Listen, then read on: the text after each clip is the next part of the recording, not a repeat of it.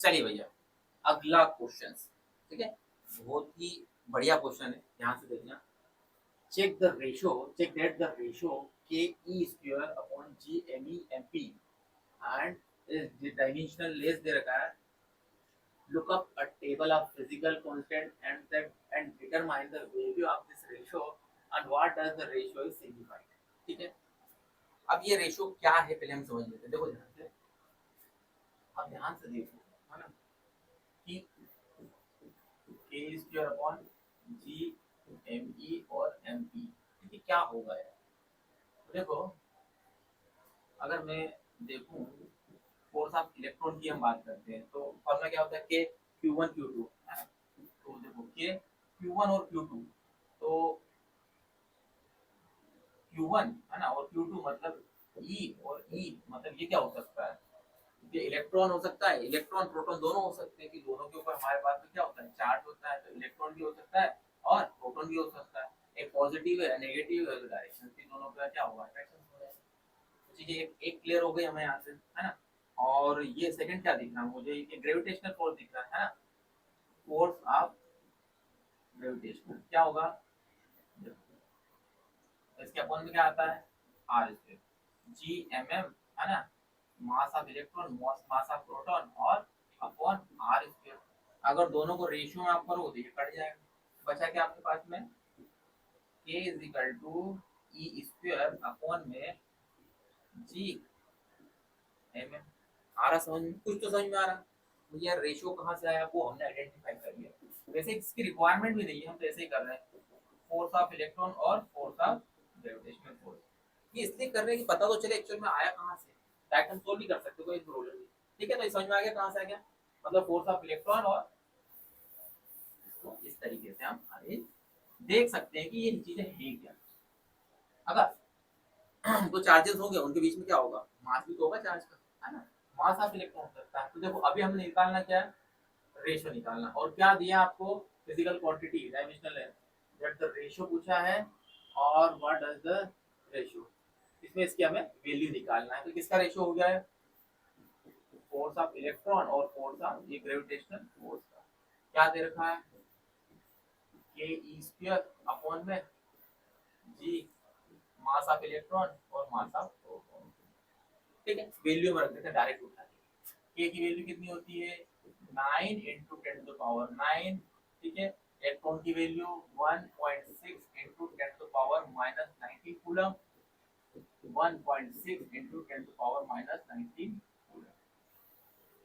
ठीक है, ये टेबल बना दी मैंने, है ना, वो इसीलिए बनाई थी यहाँ पर। जी की वैल्यू कितनी होती है, 6.67 into ten to power minus 11।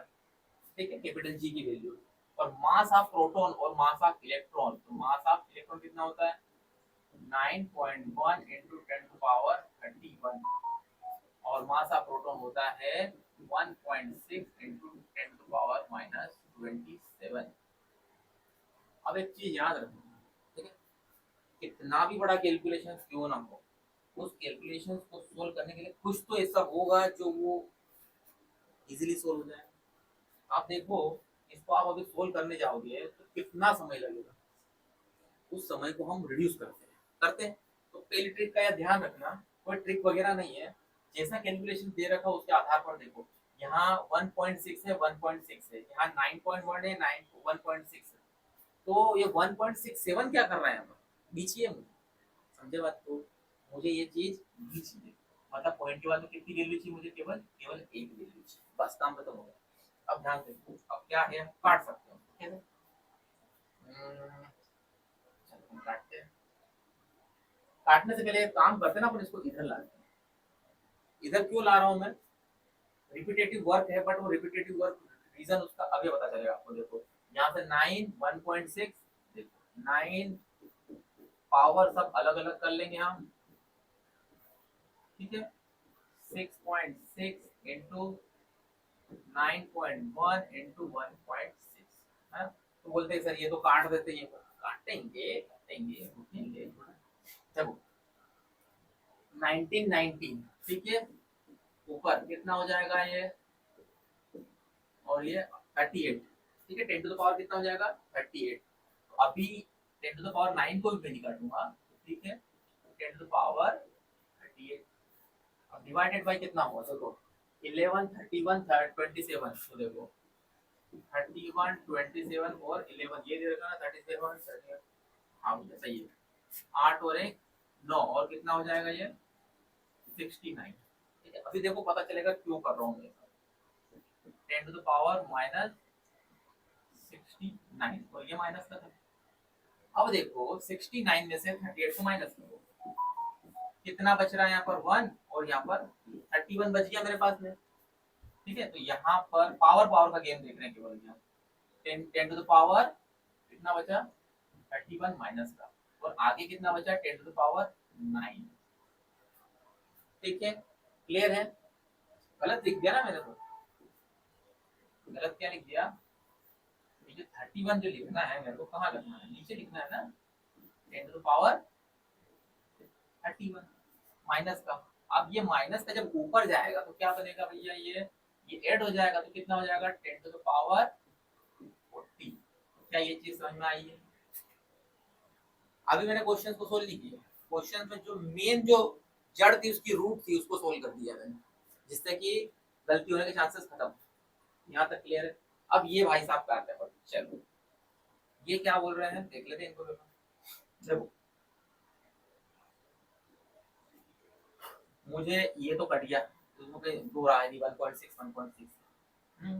अब ध्यान देखो ये 9.1 है, 9 कोई ज्यादा डिफरेंस नहीं आ रहा है क्या डिफरेंस, कोई डिफरेंस नहीं, मतलब मैं काट सकता हूँ है ना, एकदम पास में ही है दोनों। तो यहाँ पर कितना बच रहा है आपके पास में 1.6, ये पॉइंट हटाओगे एक जीरो नीचे पड़ेगी, ये पॉइंट हटाओगे एक जीरो ऊपर पड़ेगी, तो कितना बचा यहाँ पर 16 डिवाइडेड बाय 66, तो इसको 2 से 8 जा और 33 मतलब 8 डिवाइडेड बाय 33 और 10 टू पावर 40।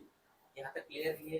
अब इसको सोल्व करते हैं, देखो 8 में 33 तो पॉइंट लगाओ, 8 टू जा कितना हो जाएगा, सॉरी 33 3 जा 66, तो इधर कितना बचेगा 4 और यहाँ पर कितना बच जाएगा 1, है ना, वही बचेगा ना। अब पॉइंट लगा के जीरो बढ़ा दो, कितना हो जाएगा ये 4 टाइम हो जाएगा, कितना जो भी होगा आप हमें उससे मतलब नहीं। तो आंसर कितना आ गया हमारे पास में, ध्यान देखना यही आंसर क्लियर हो जाएगा 0.24 इंटू 10 टू द पावर 40। अब राउंड ऑफ कर लेते हैं, है ना, क्योंकि मजे नहीं आ रहा पॉइंट आगे आ गया तो इसको हम 2.4, तो ये कितना हो जाएगा 10 टू द पावर 39 आ गया, ठीक है। तो ये निकला क्या हमारे पास